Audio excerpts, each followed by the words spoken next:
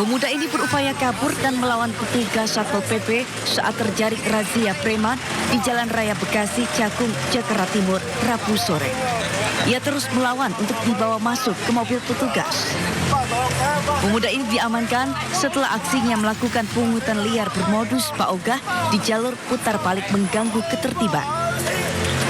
Ia pun dibawa ke panti sosial untuk mendapatkan pembinaan lebih lanjut. Dalam razia, petugas Satpol PP juga menertibkan pedagang kaki lima yang masih nekat berjualan di trotoar Jalan Dr. Rajiman. Tentunya memberikan rasa aman dan nyaman kepada masyarakat bahwa difungsikan sesuai fungsinya, bahwa trotoar itu hanya diperbolehkan untuk pejalan kaki. Seperti itu.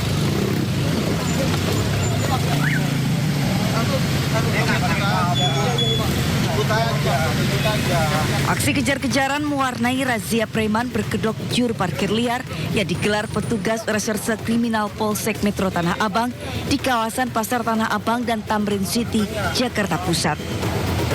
Para pelaku meresahkan pengguna jalan lantaran tidak segan-segan meminta uang secara paksa dengan jumlah yang tidak wajar mulai dari Rp30.000 hingga Rp60.000. Bervariasi, ada yang seperti itu, ada juga yang seikhlasnya.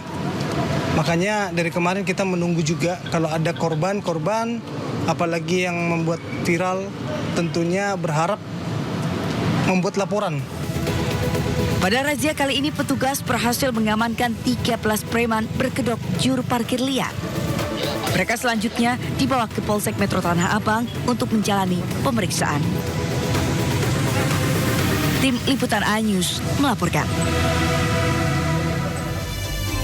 Selamat siang pemirsa, Sindo Siang kembali hadir untuk menemani aktivitas Anda. Bersama saya Nata Arman, berikut berita pilihan siang ini.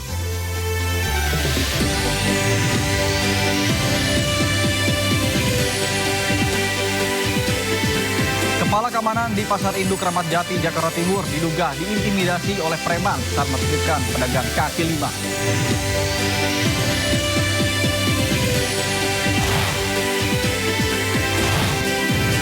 Pembahasan nilai tidak transparan, sejumlah pihak menggugat Undang-Undang TNI ke Mahkamah Konstitusi.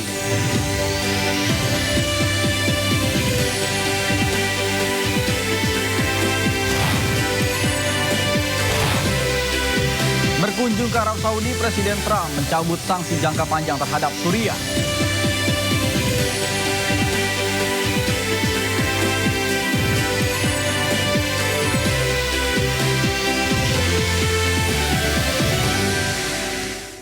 Pemirsa Sindo Siang, kita awal dengan informasi seorang pensiunan polisi yang menjadi kepala keamanan Pasar Induk Kramat Jati, Jakarta Timur diduga diintimidasi oleh preman. Intimidasi terjadi saat kepala keamanan menertibkan pedagang kaki lima di Pasar Induk Kramat Jati.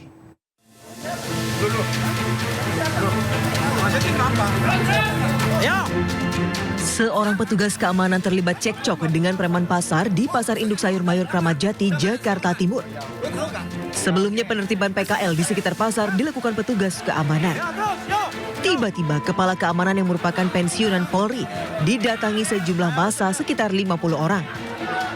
Para preman menantang karena tidak terima adanya penertiban PKL. Diduga preman ini merupakan pelaku pungli pedagang. Merasa terancam, kepala keamanan pun menyelamatkan diri ke kantor pengelola PD Pasar Jaya. Tak butuh waktu lama polisi bergerak cepat dan menangkap preman berkedok anggota Ormas hingga kasus ini ditangani di Treskrimum Polda Metro Jaya. Dari Jakarta, Rio Manik, A-News melaporkan. Sejumlah pelaku premanisme di Bandung, Jawa Barat ditangkap polisi. Sebelumnya aksi para pelaku ini viral di media sosial karena memalak karyawan minimarket bahkan melukai salah seorang warga.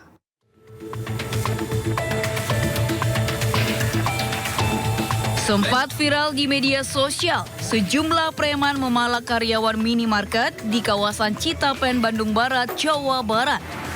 Sambil mengancam dengan senjata tajam, pelaku meminta uang tunai Rp200.000 dan rokok. Berbekal rekaman CCTV, polisi kemudian menangkap para pelaku di kediamannya masing-masing. Dari hasil pemeriksaan terungkap, selain memalak, para preman yang diciduk juga melakukan tindak kekerasan. Mereka tidak segan melukai korbannya jika melawan. Berdasarkan hasil informasi dari masyarakat di daerah Cililin, atas nama inisial M diduga kerap melakukan pemerasan dengan menggunakan senjata tajam, sebagaimana dimaksud dalam pasal 368. Para pelaku pemerasan itu kini dijerat pasal pemerasan hingga penganiayaan dengan ancaman hukuman hingga 9 tahun penjara. Dari Bandung Barat, Jawa Barat, Yuwono, iNews melaporkan. Sebanyak 65 orang preman berkedok anggota Ormas yang kerap meresahkan di kawasan industri Kabupaten Karawang, Jawa Barat ditangkap Polres Karawang. Mereka diduga melakukan pemalakan, juga kerap meminta jatah rokok kepada pelaku usaha hingga pekerja proyek dan pengemudi di kawasan industri.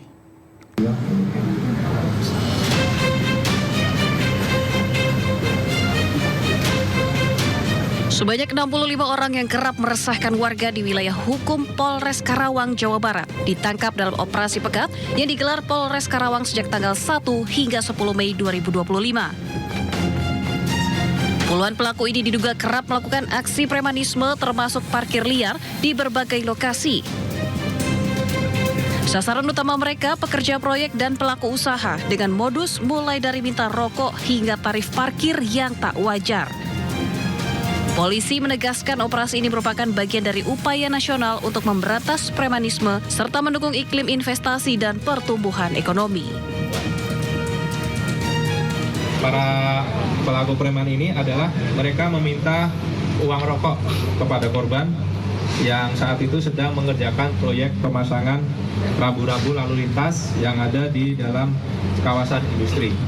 Selain itu, ada pelaku lain yaitu mereka meminta uang untuk parkir liar yang biasanya normalnya sekitar 2.000 sampai 5.000, bisa dipalak sampai sekitar 20 sampai 30.000. Polres Karawang berkomitmen akan terus memberantas premanisme dengan melakukan operasi pekat dan siap terima aduan masyarakat jika menemukan adanya pungli ataupun pemalakan yang dilakukan oleh preman. Dari Karawang, Jawa Barat, Rudi Setiawan, iNews melaporkan. Pemirsa, pengacara Hercules Sunan Kalijaga berapi-api saat berdebat dengan tim advokat penegak hukum anti premanisme yang melaporkan Hercules ke DPR RI. Perdebatan adalah buntut dari desakan penangkapan Ketua Umum Gerakan Rakyat Indonesia Bersatu atau Gripjaya Hercules. Muncul pertanyaan, adakah desakan tersebut memanfaatkan momentum atau sekedar pansos? Dan berikut cuplikan tayangan program Rakyat Bersuara bersama dengan Aiman Wicaksono. Ketua Tumpas menyebutkan beberapa rentetan kasus. Ada video yang beredar. Katanya nggak bicara yang lain. Karena itu yang saya bilang momentum. Kita bicara momentum. Kami ini hadir baru belum sampai 10 hari yang lalu. Momentum atau pansos? Kami ini sejak dari Momensos. Ini beda loh. silakan saja itu Kan silakan Aiman saja yang menanyakan tadi. Kalau enggak kita balik ke tema aja. Kita balik ke tema. Preman berkedok ormas. Maksud saya biar jelas dulu karena Kita balik ke tema aja Bung Aiman. Opini ini opini sesat dan ini sangat merugikan klien kami dan juga keluarganya. Saya tanggapi dulu yang Bung Sunan tadi sampaikan mengenai pansos. Kami ini berjuang melawan premanisme dari tahun 2004. Anda barusan bilang ini baru berdiri 1 minggu lalu. Bagaimana sih? Kami. Mana coba? Kita nih orang hukum bicara legalitas. Dulu kami. Bicara legalitas. Ya. Kami. Saya dari kecil itu nggak pernah ada dengar namanya advokat premanisme, anti premanisme. Yang saya tahu dulu preman-preman itu hilang senyap. Tapi dulu zaman kami saya kecil ada lembaga namanya Tim Pembela Kebebasan Beragama. Sabar dulu. Sabar dulu. Sabar ya. Ini Bung Aiman. Saudara pernah tangkap preman aja Bung Aiman. Begini, saya jelaskan dulu. Jadi tahun 2004 itu kebetulan ada Bang Novel ini di sebelah saya. Dulu tahun 2004 kami bentuk namanya Tim Pembela Kebebasan Beragama. Ketuanya Saur Siagian, saya sekretarisnya. Kami berhadapan dengan mungkin rekan-rekan Bang Novel ya di lapangan, di Jatimulya, di seluruh. Kami berhadapan. Jadi kami tidak, dari dulu kami, memang semangat kami sebagai advokat tidak hanya sekedar mencari uang, tapi juga berjuang untuk kebaikan negara ini. Jadi Kalau bicara pansos, dari tahun 2004 kami sudah berjuang. Anda barusan bilang di hadapan jutaan Kalau pemirsa tumpas di sini, iya. ya, Karena baru kami 7 resah hari, dengan baru 1 minggu. Aksi-aksi premanisme. Ya intinya gini, kenapa yang disebut hanya klien kami, Pak? Lah, itu tadi saya bicara bahwa ini ada kita momentum. bicara hak ya. Ya, ada karena hak ini asasi ada manusia. Kenapa hanya disebut Hercules? Kenapa nggak sebut preman-preman lain atau Godfather atau misalnya gangster yang lain? Kenapa? Coba Bung sampaikan kira-kira kelompok preman atau yang bertindak premanisme dalam jangka waktu sebulan belakangan ini. Kan Anda bilang dari 2004 ya. Lah, ya kan dari Anda harusnya tahu dong Bang. Itu harusnya tahu siapa-siapa saja kepala preman di Indonesia harusnya Anda tahu. Jadi kenapa cuma Haji Hercules? Kenapa gitu? Kalau tahun 2004 sampai detik ini pun di DPR maupun sekarang yang disebut cuma Hercules. Kenapa nggak berani nyebut yang lain? Ya, karena nggak berani nyebut yang lain. Nggak, pertanyaan saya nggak berani nyebut kepala ketum ormas lain, nggak berani. Nggak berani nyebut ketum ormas yang lain, nggak berani. Bukan tidak berani. Kalau berani. Berarti begini, Tumpas ini hanya khusus untuk Grip dan Hercules. Ya. Betul lah. Enggak, jangan begitu. Silakan. Enggak, jangan begitu narasinya, Bang. Enggak boleh juga gitu. Ya justru itu makanya saudara kalau bicara sini tentang ormas. Ormas itu ada 555 ormas. Begini di Republik ini. Kenapa Tumpas hanya bicara tentang Grip dan Hercules? Kami tidak anti ormas. Jadi kenapa tidak bicara ormas juga yang lain? Jadi kita bicara ormas atau bicara gimana nih? Namanya itu tim advokat penegak hukum anti premanisme, bukan anti ormas. Video mediasi antar sejumlah pengusaha lokal di Cilegon, Banten yang diduga mengancam dan mengintimidasi pengusaha asing viral. Pengusaha lokal diduga minta dilibatkan dalam pembangunan proyek strategis nasional bernilai triliun rupiah tanpa lelang. Harus jelas tanpa ada lelang. 5 triliun untuk Kadin, 3 triliun untuk Kadin tanpa ada lelang. Bagi. Selesai.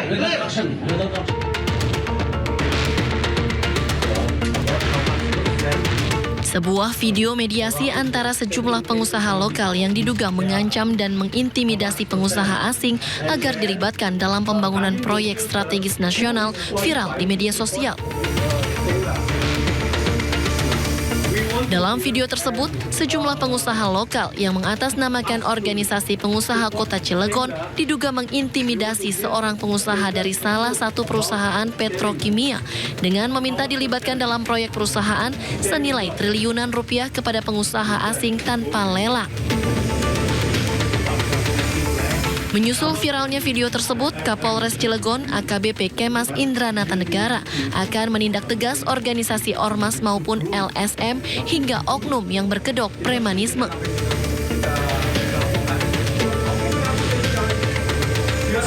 Berkaitan dengan premanisme ini, Polres Cilegon berkomitmen sesuai dengan perintah Pak Kapolri dan Pak Kapolda Banten, kita tindak tegas ormas-ormas yang berkedok premanisme, kemudian juga LSM juga, oknum-oknum yang berkedok premanisme, itu juga kita tindak tegas apabila ada di wilayah hukum Polres Cilegon.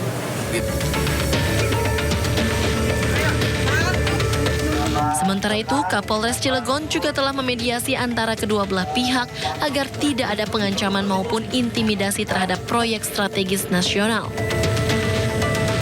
Dari Cilegon, Banten, Iskandar Nasution, iNews melaporkan. Sementara itu, Ketua Umum Kamar Dagang dan Industri Indonesia atau Kadin, Anindya Noviem Bakri menegaskan akan menyelidiki kasus permintaan jatah proyek yang dilakukan oleh pengusaha lokal terhadap pengusaha asing di Cilegon.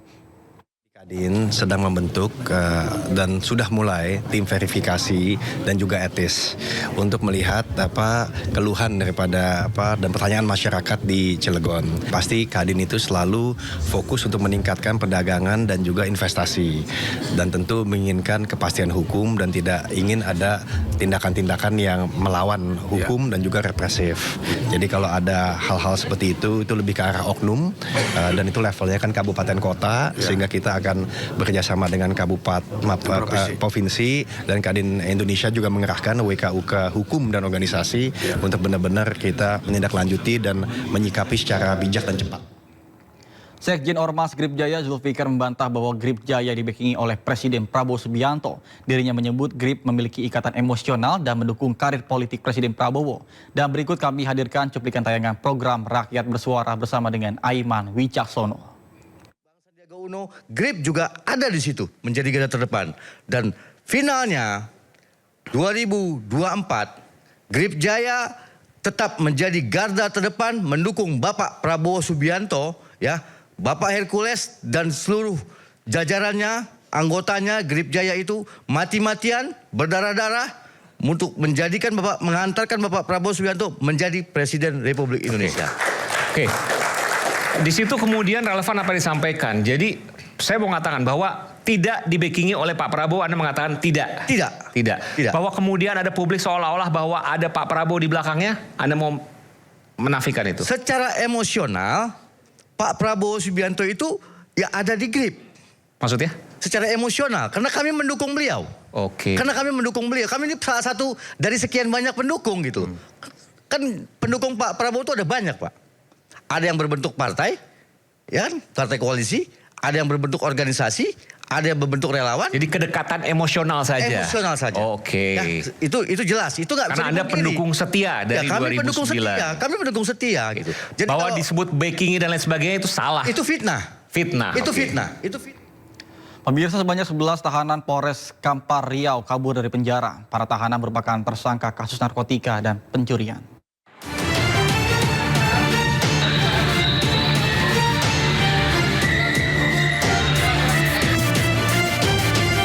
Polda Riau membentuk tim khusus untuk memburu para tahanan Polres Kampar yang kabur pada Selasa malam kemarin. 11 tahanan yang kabur tersebut diduga melarikan diri ke daerah Sumatera Barat. Para tahanan Polres Kampar tersebut menggergaji besi ventilasi dinding sel untuk kabur. Insiden di Kampar bahwa ada 11 tahanan yang kabur, melarikan diri. Nah, ini saya belum bisa menyampaikan detail. Tapi yang jelas hari ini Pak Wakapolda sudah kita bentuk tim, Pak Wakapolda yang pimpin hari ini langsung menuju ke Polres Kampar. Nanti update akan kita sampaikan. Kita mohon support, doa, semoga 11 tahanan yang melarikan diri itu bisa cepat kita tangkap. Kabid Humas Polda Riau mengatakan tim khusus yang dibentuk Polda Riau dipimpin langsung oleh Wakapolda Riau, Brigjen Pol Josi Kusumo.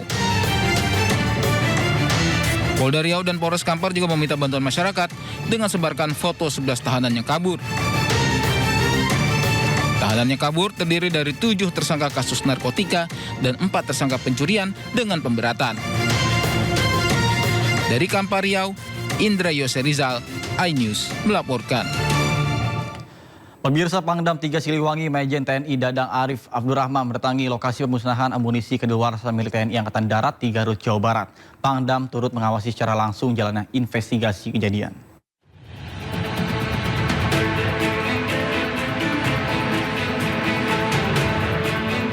Didampingi unsur Forkopimda Kabupaten Garut, Jawa Barat, Pamdam 3 Siliwangi, Majen TNI Dadang Arif Budiman datang melihat lokasi pasca ledakan pemusnahan amunisi kadaluarsa milik TNI. Sekaligus untuk melihat secara langsung proses investigasi terjadinya ledakan saat pemusnahan amunisi kadaluarsa tersebut. Sementara itu, saat ditanya awak media soal keterlibatan warga sipil dalam pemusnahan amunisi, Pangdam 3 Siliwangi menjawab bahwa semua itu akan terungkap setelah investigasi selesai dilakukan. Tim investigasi belum selesai ya. Nanti timnya kan masih bekerja ya. Itu masih layak nggak dan untuk dilanjutkan? Nah kita lah, tergantung nanti tim investigasi ya. Sekarang steril kan ya? Oh lagi steril, udah steril. Kedepannya sipil dilibatkan berarti seperti apa Bang? Kedepannya dan nanti sipil. Kita lihat ke depan, karena kan aturannya bagaimana gitu. Yang jelas investigasi nanti kita lihat. Ya. Cukup. Seperti apa Bang? Keterlibatan masyarakat anggota sudah apa Pak gitu Pak? Yang 4 anggota udah di... Pangdam 3 Siliwangi juga menyebut seluruh tim masih melakukan investigasi dan akan segera menginformasikan hasilnya secara terbuka. Dari Garut, Jawa Barat, II Solihin, iNews melaporkan. Sementara Kadis Penat Brigjen Wahyu Yudayana mengungkap kronologi peristiwa ledakan saat proses pemusnahan amunisi kedaluarsa di Garut, Jawa Barat. Awalnya para anggota menyiapkan 2 lubang sebagai tempat pemusnahan amunisi yang sudah tidak layak pakai. Namun ledakan menewaskan 13 orang itu terjadi setelah pemusnahan berlangsung.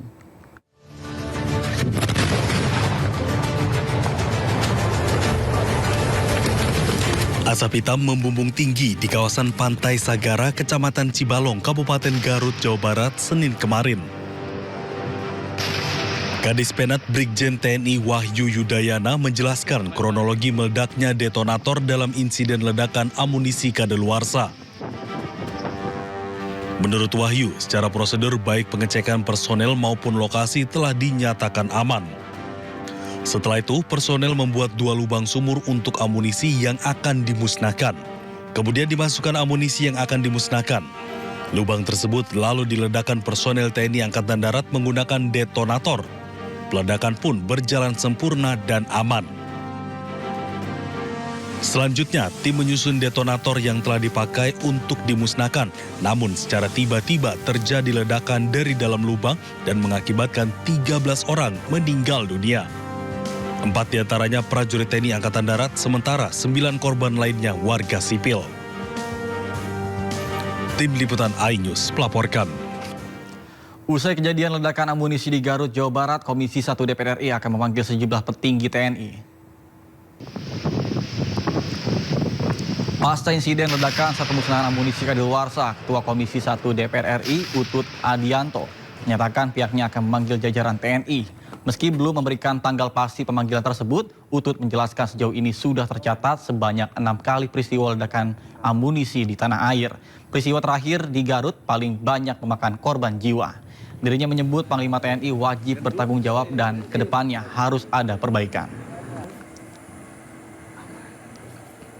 Ini soal dedicated to excellence, sikap dalam bekerja, jangan ceroboh, aturan harus ditaati, ada komandan yang jaga, ada orang yang terus untuk hal-hal gini ini harus nggak boleh sembarang orang. Nah ini yang harus kita tegaskan. Apakah mereka nggak punya aturan? Ya pasti punya. Tetapi ini lebih kepada sikap, kepada kultur. Ini panjang. Jadi dilakukan ibu-ibu bukan ke anaknya saja, tapi juga ke suaminya. Informasinya sesaat lagi, tetap bersama kami di Sindo Siang.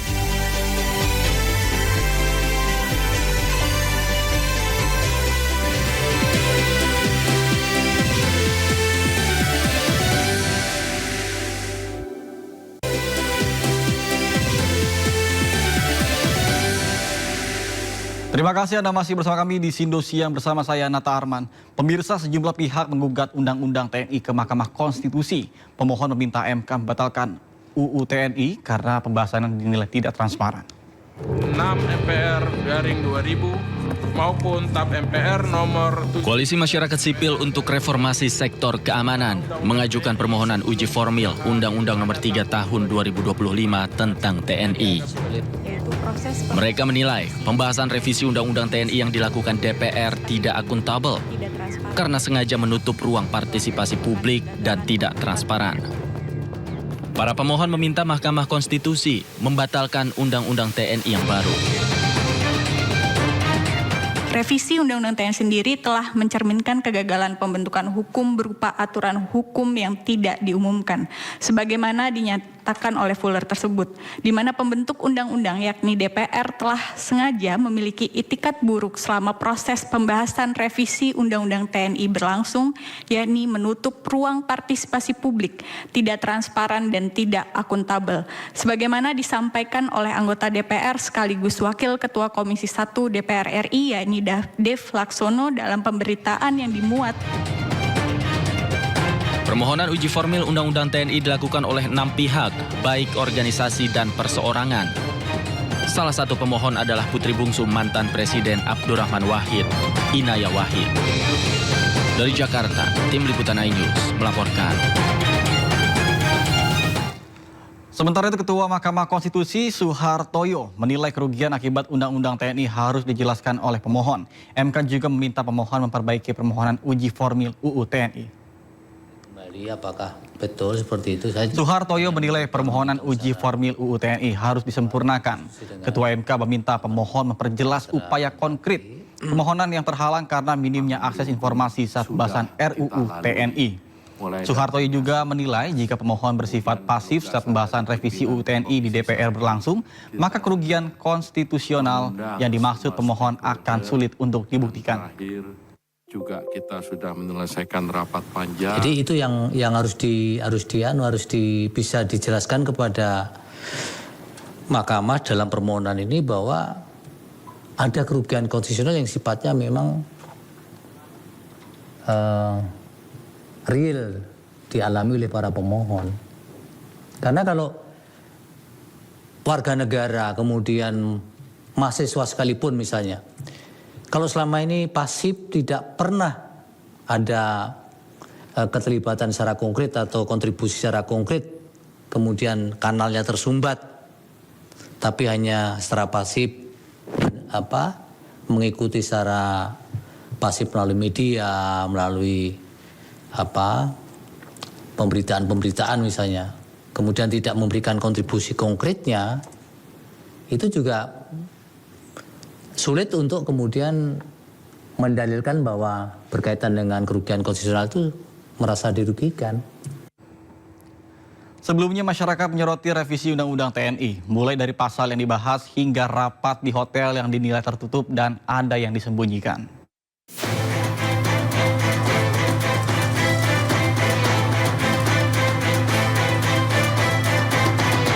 Pembahasan Undang-Undang TNI menuai sorotan dari masyarakat. Saat pembahasan oleh Komisi 1 DPR, masyarakat dinilai sulit mengakses draft Undang-Undang TNI. Bahkan, rapat yang digelar di hotel dan tertutup juga menjadi sorotan dari koalisi masyarakat sipil.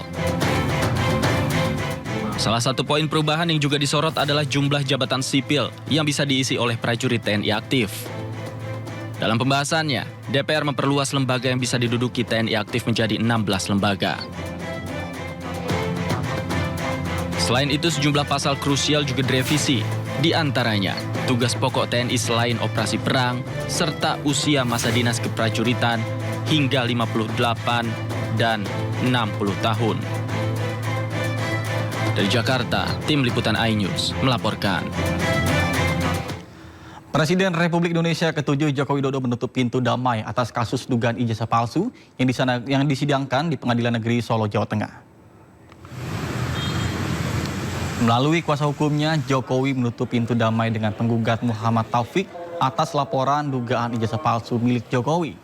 Hal ini dikatakan Irfan usai menghadiri mediasi ketiga terkait dengan perbuatan melawan hukum soal dugaan ijazah SMA palsu di Pengadilan Negeri Solo.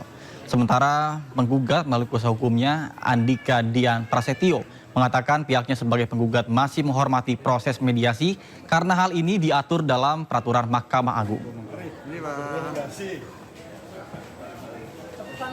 Untuk mediasi hari ini, khususnya penggugat melalui kuasa hukumnya dan tergugat satu melalui kuasa hukumnya telah menyatakan bahwa untuk penyelesaian sengketa melalui mediasi dinyatakan deadlock atau tidak terjadi adanya suatu kesepakatan untuk damai. Dengan apa tadi? Deadlock ya. Dari tergugat satu.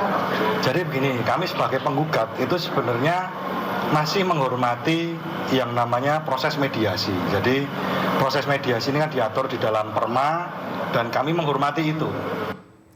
Michael Sinaga mendatangi Polda Metro Jaya untuk memenuhi panggilan sebagai saksi dalam kasus ijazah Jokowi. Michael membantah mangkir dari panggilan polisi sebelumnya karena saat itu dirinya sedang dalam kondisi tidak fit.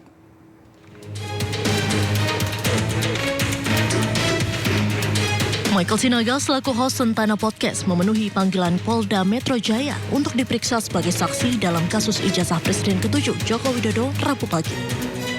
Sebelumnya, MS atau Michael Sinaga tidak dapat memenuhi panggilan pertama ke Polda Metro Jaya untuk dilakukan pemeriksaan saksi karena kurang sehat dan meminta pihak kepolisian menjadwalkan ulang pemanggilan tersebut.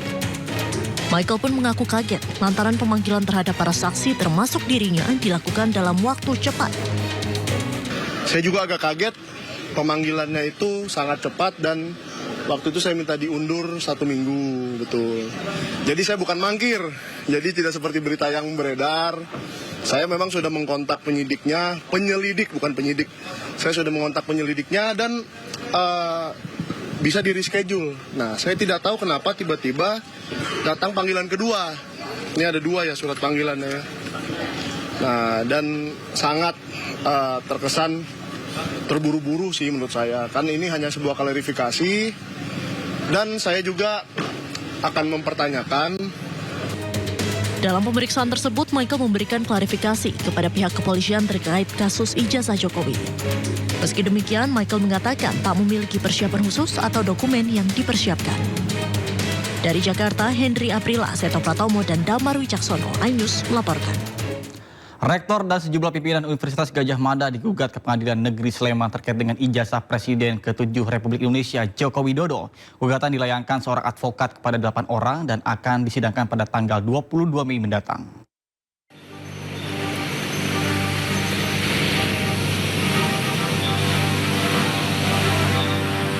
Polemik tudingan ijazah palsu Presiden ke-7 RI Joko Widodo terus bergulir.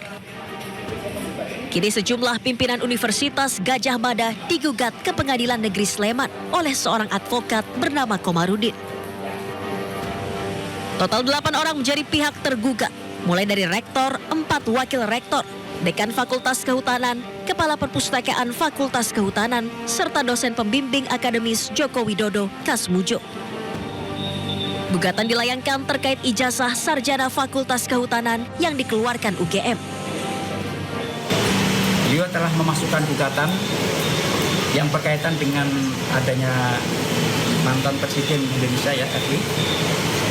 Dan ini menggugat kepada penerbit daripada ijazah tersebut, yaitu satu Rektor Universitas Gadjah Mada sebagai tergugat. Ini alamatnya Universitas Gadjah Mada, Jalan Bulak Sumur. Yang tergugat sebagai tergugat 1, kemudian sebagai tergugat 2, Wakil Rektor 1 Universitas Gadjah Mada. Menanggapi gugatan ini, dosen pembimbing akademis Joko Widodo Kasmujo mengaku tidak siap dan menyerahkan sepenuhnya kepada Fakultas Kehutanan UGM. Tidak siap. Saya ngadepi macam-macam tuh saya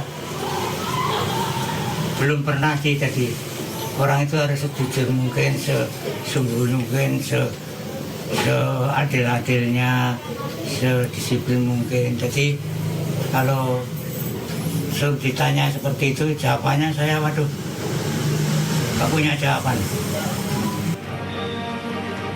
Gugatan ini dilayangkan pada 2 Mei 2025 lalu dan sudah terregister di PN Sleman pada 5 Mei 2025. Nantinya sidang perdana gugatan akan digelar di Pengadilan Negeri Sleman pada 22 Mei 2025 mendatang. Dari Sleman, Yogyakarta, Heru Triyoko, iNews melaporkan. Presiden ke-7 Republik Indonesia Joko Widodo angkat bicara mengenai peluang dirinya menjadi ketua Partai Solidaritas Indonesia. Dirinya masih mengaku memperhitungkan peluang kemenangan jika mendaftar maju sebagai kandidat ketua umum PSI. Ada yang mendoakan, ada tangga ingin Bapak jadi ketua PSI, Pak. Ketua PSI. Ketua umum PSI, Pak. Iya, masih jalan. Kita informasi lainnya pemirsa. Kalkulasi. Berarti jangan sampai kalau nanti misalnya saya ikut saya kalah. Tapi sudah mendaftar Bapak? Belum, kan masih panjang sampai Juni. Saya ingat saya masih Juni. Nanti kalau misalnya mendaftar akan bersaing dengan anak sendiri Pak, Mas Kaisang? Ya nggak tahu. Kalau saya mendaftar mungkin yang lain nggak mendaftar mungkin. Baik, melihat peluangnya seperti apa Pak? Ya belum tahu karena ini kan yang saya tahu katanya mau pakai e-voting, one man one vote. Seluruh anggota diberi hak untuk memilih. Yang sulit di situ.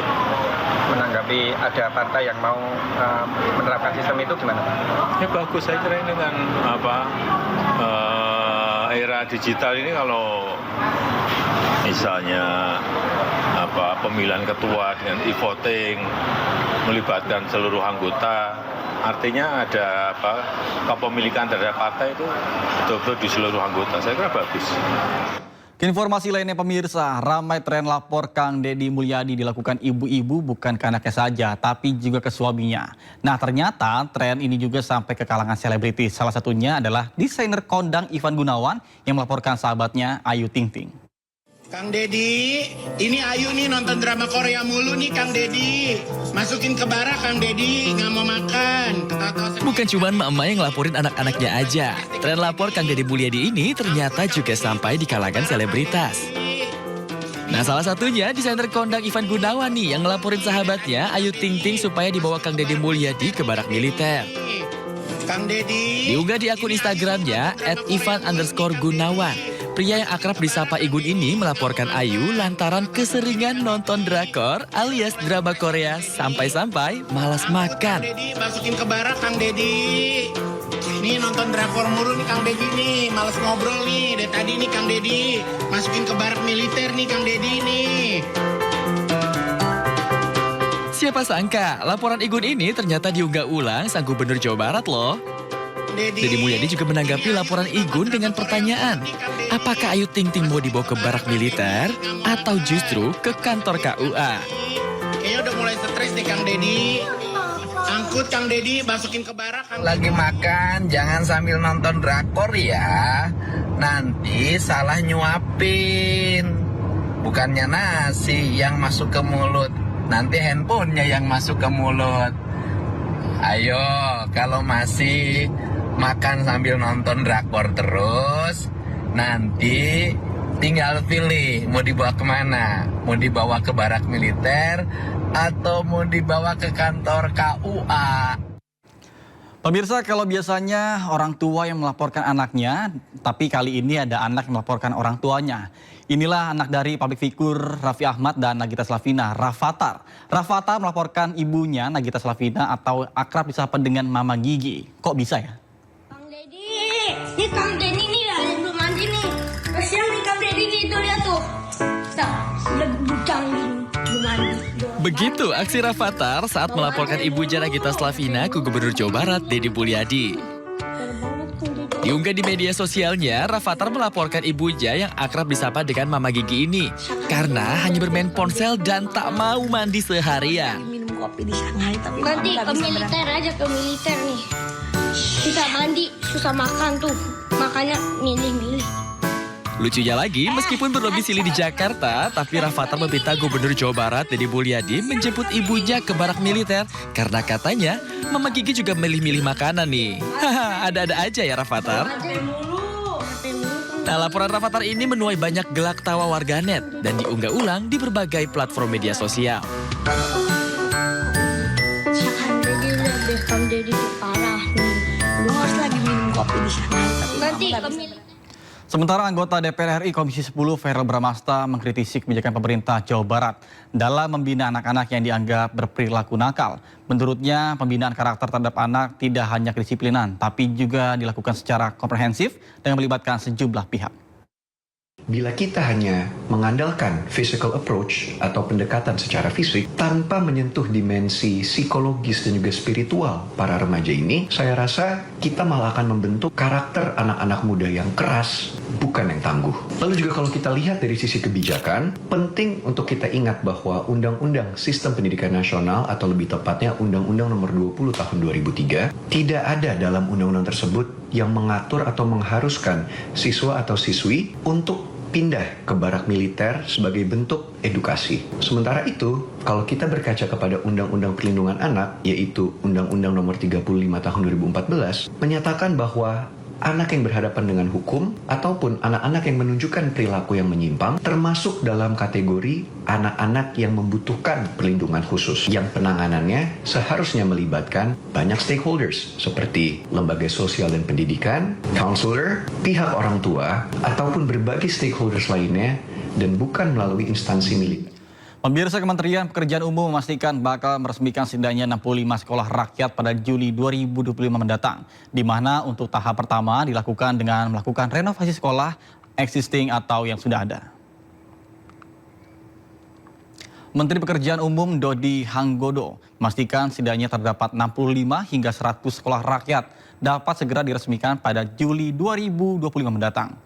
Sebanyak 65 unit sekolah tidak dibangun secara langsung, melainkan berupa renovasi sekolah existing.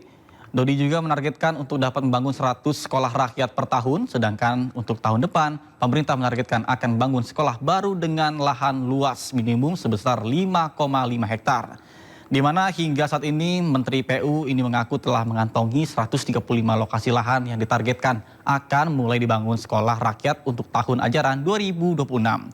Sementara total anggaran untuk program sekolah rakyat mencapai sekitar 25,8 triliun rupiah dengan estimasi biaya pembangunan per unit sebesar 150 miliar rupiah.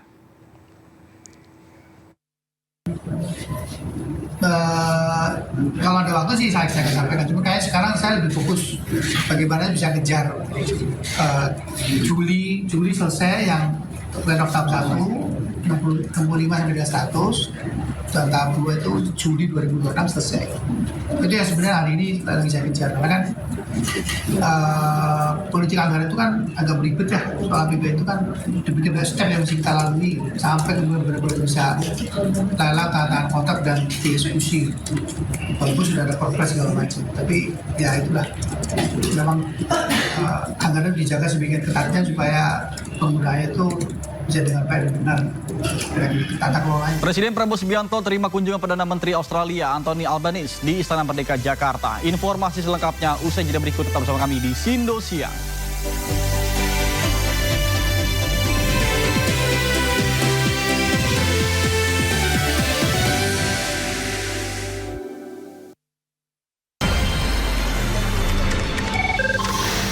Sumber dari berbagai sumber berita aktual. Informasi, sumber inspirasi. Dari acara deklarasi Saji lugas, tegas, dan berkelas. Hasil gelar perkara. Semuanya lengkap di sini. Sindo News TV, Beyond Headlines. Ada Lucky Win di MotionPay. Dapatkan ratusan hadiah jutaan rupiah. Raih grand prize motor listrik impian kamu.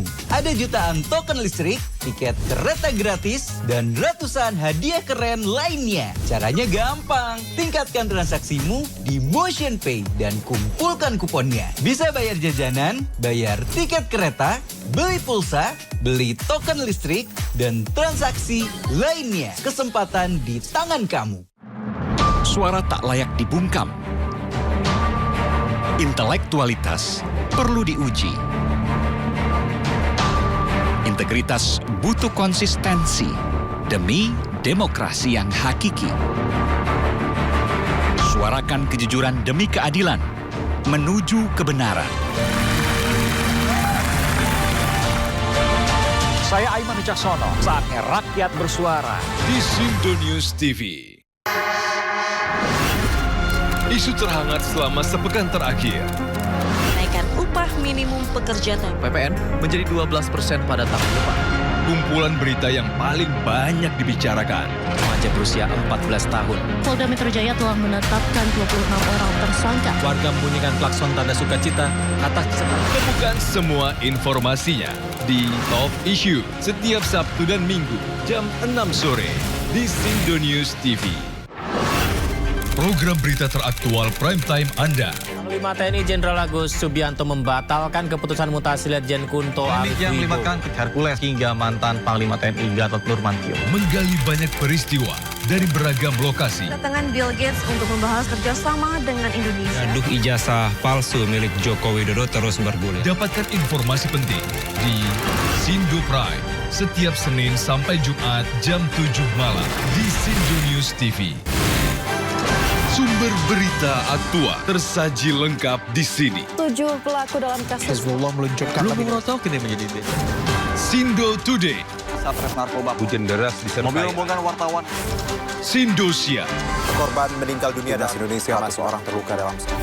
Sindo Sore. Kobaran api besar banjir setinggi 7. Hati berjabat tangan dan berbincang akrab. Sindo Malam. Sindo News TV Beyond Headline.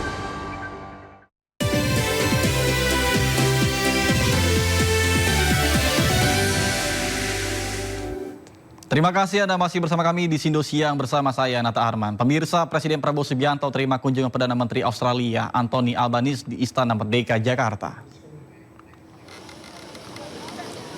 Kunjungan ini merupakan yang perdana bagi Albanese usai dilantik menjadi PM Australia pada 13 Mei lalu. Albanese tiba di Istana Merdeka Kamis pagi sekitar pukul 10 waktu Indonesia Barat. Penyambutan dimulai sejak kendaraan yang ditumpangi Albanese tiba di kawasan Silang, Monas, Jakarta. Tiba di Monas, PM Albanese dikawal sejumlah pasukan berkuda. Kemudian para siswa dengan membawa bendera Indonesia dan Australia turut hadir menyambut kedatangannya. Presiden Prabowo menyambut langsung PM Albanese di pintu samping Istana Merdeka. Bahkan keduanya kemudian menuju halaman Istana Merdeka untuk mendengarkan lantunan lagu kebangsaan kedua negara. Usai upacara kenegaraan selesai, Presiden Prabowo Subianto dan PM Albanese langsung memperkenalkan masing-masing delegasi. Kemudian masuk ke ruang kredensial Istana Merdeka untuk melakukan pertemuan empat mata kedua pimpinan negara.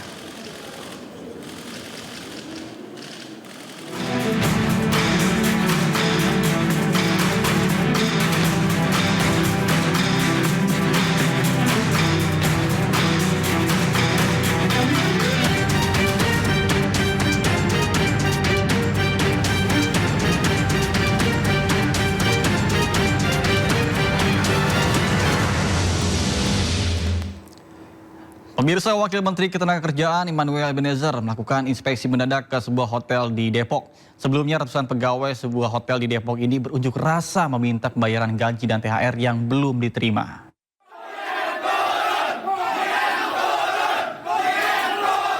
Aksi unjuk rasa digelar oleh pegawai sebuah hotel di Kota Depok, Jawa Barat. Mereka mempertanyakan gaji dan THR yang hingga kini belum juga dibayarkan. Tak hanya itu, beberapa pegawai hotel ini juga dipecat secara sepihak.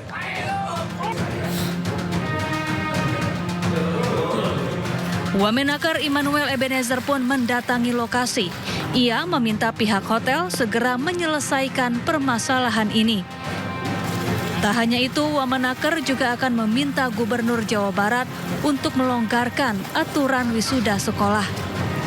Ya, kita misalnya ada regulasi terkait efisiensi, misalnya di sini kan terbiasa mereka ada sidang-sidang sekolah ya, wisuda sekolah. Nanti kita akan coba sampaikan ke Kang Didi, Gubernur Jawa Barat, untuk itu dilonggarkan sedikit lah, jangan terlalu keras gitu. Kira-kira karena biar hidup industri perhotelan kita, karena mereka punya ketergantungan terhadap wisuda-wisuda, apalagi nanti ini bulan ini musim wisuda nih, biar nanti mereka dapat lah ya, dapat duit dari yang wisuda siswa itu. Sementara itu, manajemen hotel berjanji akan berdiskusi dengan pegawai hotel untuk mencari solusi. Sudah dibicarakan tadi ya, coba masing-masing nanti mudah-mudahan ada titik temu. Kadang-kadang bagaimana harus dikondisikan semua, karena ini kan efek juga dari ekonomi makro ya, mikro, dan kebijakan yang efisiensi itu Januari ya kita 30% itu sulit. Semua hotel mengalami ya. 30% itu ibaratnya bayar fixed cost listrik sama itu udah berat sekali. Saat ini kondisi hotel sampai bulan Maret lalu penghasilannya jauh di bawah pengeluaran. Tak tanggung-tanggung kerugian mencapai lebih dari 1 miliar rupiah. Dari Depok, Jawa Barat, Iyung Rizky, iNews melaporkan. Pemirsa, Menteri Ketenagakerjaan Yasserli membuka data pemutus hubungan kerja dari tahun 2022 hingga tahun 2025. Tidak hanya itu, ada 3 provinsi yang menjadi daerah paling banyak PHK. Dan berikut rinciannya untuk Anda. PHK di Indonesia meningkat dari tahun ke tahun. Tercatat untuk tahun 2022 ada 25.114 orang. Sementara tahun 2023 sebanyak 64.855 orang di PHK. Kemudian pada tahun 2024 jumlah orang yang di PHK meningkat menjadi 77.965 orang. Kemudian di tahun 2025 hingga bulan April sebanyak 24.036 orang harus kehilangan pekerjaannya.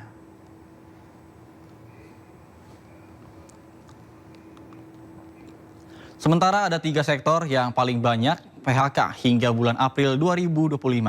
Sektor industri pengolahan menjadi industri dengan jumlah PHK terbanyak, yaitu 16.801 orang. Sementara sektor perdagangan dan eceran sebanyak 3.622 orang, dan pada sektor aktivitas jasa lainnya sebanyak 2.012 orang.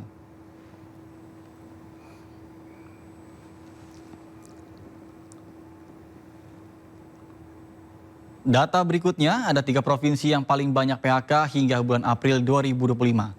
Posisi pertama ditempati Provinsi Jawa Tengah yaitu sebanyak 10.692 orang. Sementara Jakarta berada di posisi kedua dengan 4.649. Kemudian di Riau sebanyak 3.546 harus kehilangan pekerjaannya.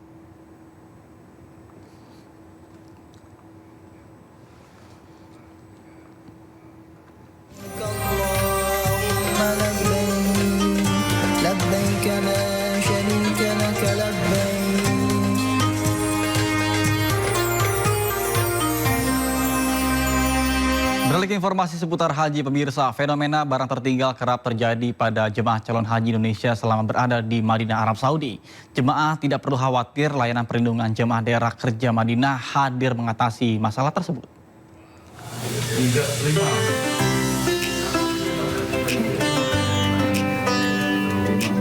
Perpindahan jemaah dari Madinah ke Mekah tercatat 206 kloter atau sekitar 80.107 jemaah sudah tiba di Arab Saudi.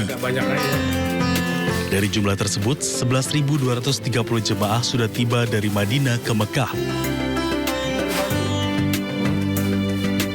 Fenomena barang tertinggal menjadi masalah yang nyaris tak terhindarkan.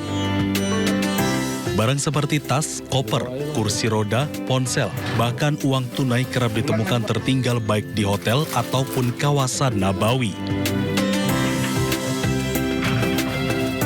Mengatasi persoalan tersebut, layanan perlindungan jemaah atau Linjam menerapkan sistem koordinasi lintas sektor terstruktur, mulai dari sektor 1 hingga 5 daerah kerja Madinah. Jika ada barang yang tertinggal atau ditemukan, datanya akan langsung dibagikan dalam grup aplikasi percakapan untuk ditindaklanjuti. Dan alhamdulillah setiap harinya kita menerima barang-barang dari bandara itu setiap hari terambil. Selama ini seperti itu, lancar alhamdulillah. Jadi himbauan kami selaku Kasih Linjam agar para jamaah senantiasa menjaga diri, ya selalu membawa identitas, ya jangan sampai identitas ini lepas dari dirinya, karena suatu saat seandainya jamaah ini nanti tersasar, itu kita mudah mencarinya. Jemaah diimbau untuk selalu membawa identitas dan menandai barang pribadi dengan informasi lengkap agar pelacakan bisa dilakukan lebih cepat. Dari Madinah, Arab Saudi, Gigi Irfan, iNews melaporkan. Pemirsa, jemaah haji asal Indonesia setiap harinya mendapatkan paket makanan yang disediakan oleh dapur catering di Mekah, Arab Saudi. Salah satunya adalah dari dapur Ragheb di daerah Saukiyah, Mekah yang menyediakan hingga 5.000 porsi makanan khas Nusantara setiap harinya.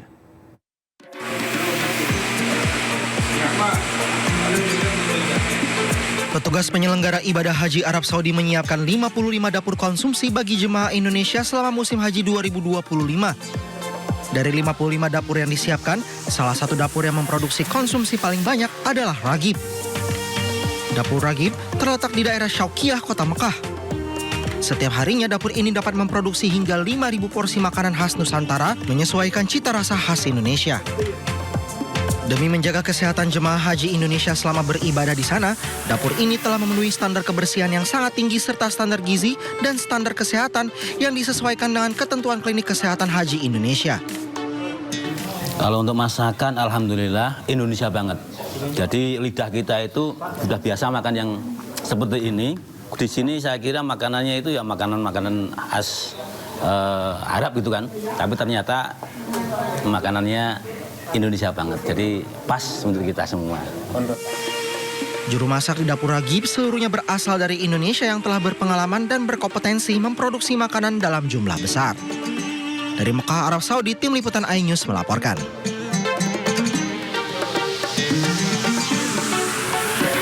Pemirsa, air Zam-Zam menemani nikmatnya ibadah para jemaah dari penjuru di dunia saat di Masjid Nabawi. Namun tidak semua dispenser yang disediakan merupakan air Zam-Zam, dan berikut informasinya untuk Anda.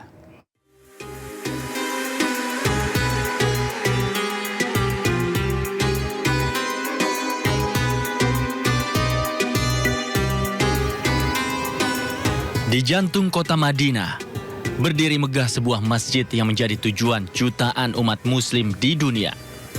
Ya, itu adalah Masjid Nabawi. Masjid Nabawi merupakan masjid kedua setelah Masjidil Haram yang ada di Mekah. Di balik kemegahan Masjid Nabawi, tersimpan satu keistimewaan yang tak kalah bermakna, yakni air Zam-Zam, air suci yang selalu dicari dan dirindukan. Meski sumurnya berada di Mekah, air Zam-Zam juga tersedia melimpah di Masjid Nabawi. Setiap harinya, puluhan ribu liter air didistribusikan dari Mekah ke Madinah. Namun ternyata tidak semua dispenser berisi air Zam-Zam. Petugas menempatkan dispenser Zam-Zam berada di dalam area masjid dengan label khusus bertuliskan Zam-Zam dengan dua pilihan, ada yang dingin dan yang biasa. Saya yang di masjid itu hamba Zam-Zam, katanya. Oh, ternyata malah yang di luar itu bukan Zam-Zam. Yang Zam-Zam itu adanya di dalam. Sementara dispenser yang berada di luar area masjid, tepatnya di pelataran, bukan merupakan air Zam-Zam, melainkan air biasa yang tidak terdapat label Zam-Zam. Dianjurkan bagi siapa saja yang hendak meminum air Zam-Zam untuk membaca doa. Dalam hadis disebutkan, air Zam-Zam itu tergantung pada niat orang yang meminumnya.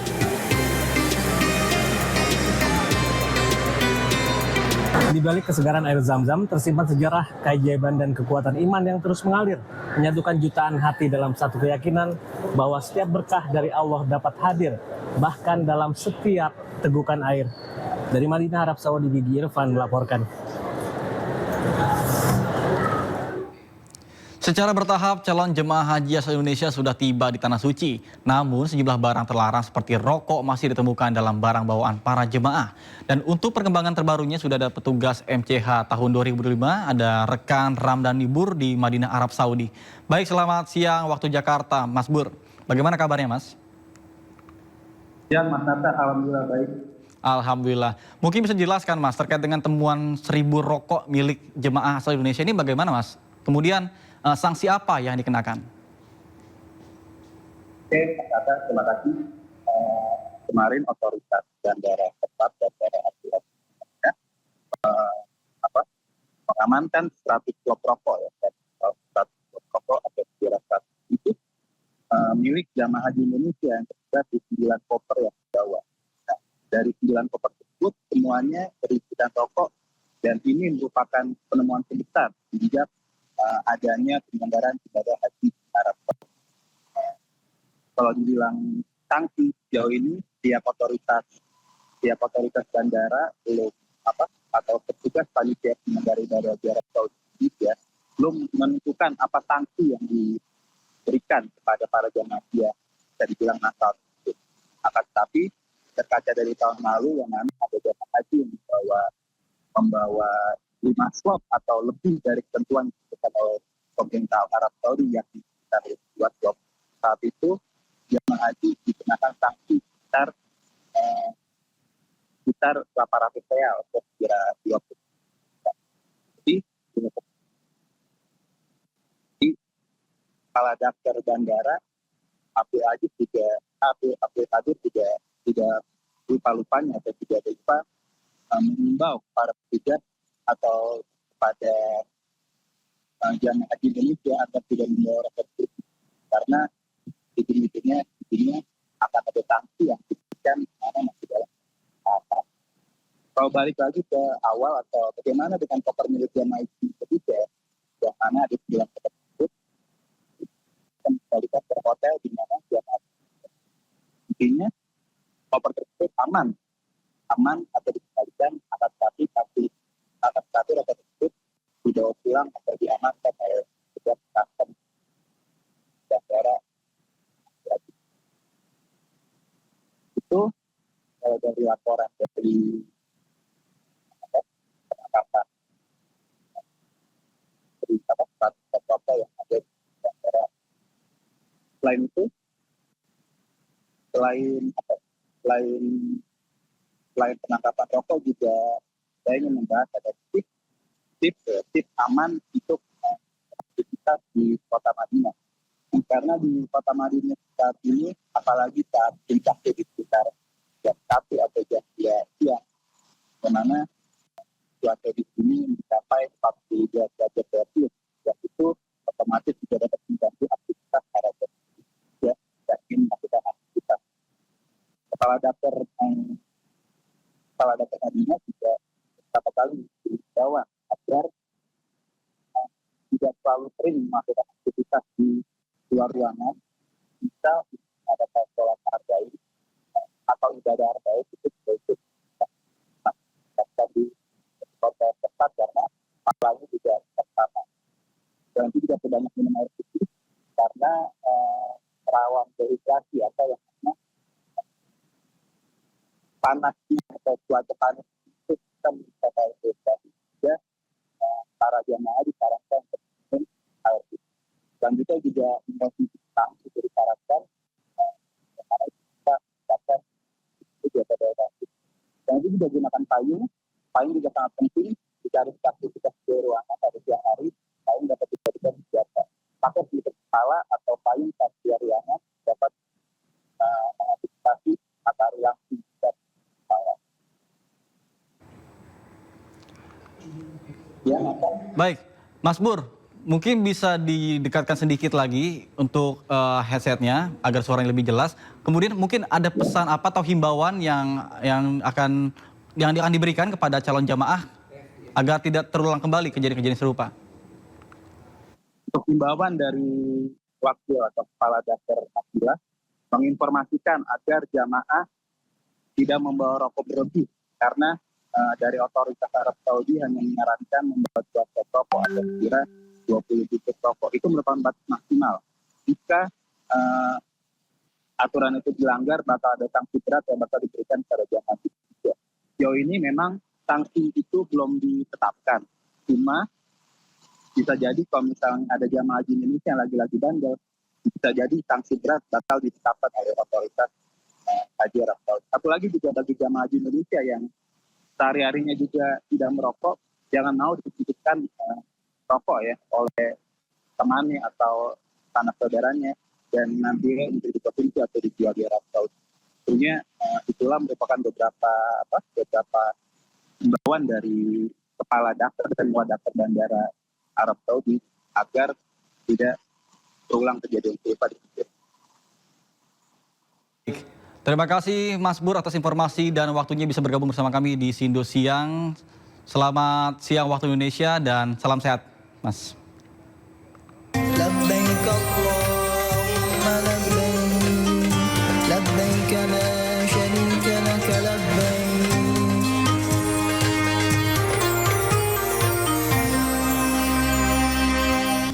Pemirsa Sindo Siang akan segera kembali dengan informasi menarik lainnya. Tetap bersama kami di Sindo Siang.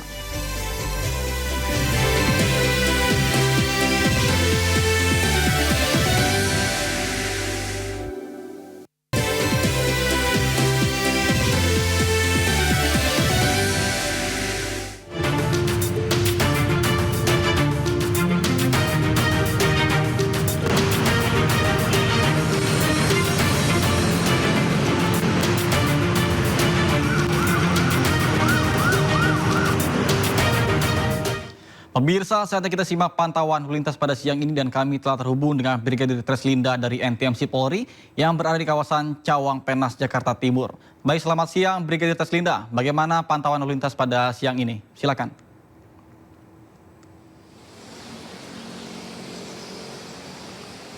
Ya baik, terima kasih Nata dan pemirsa.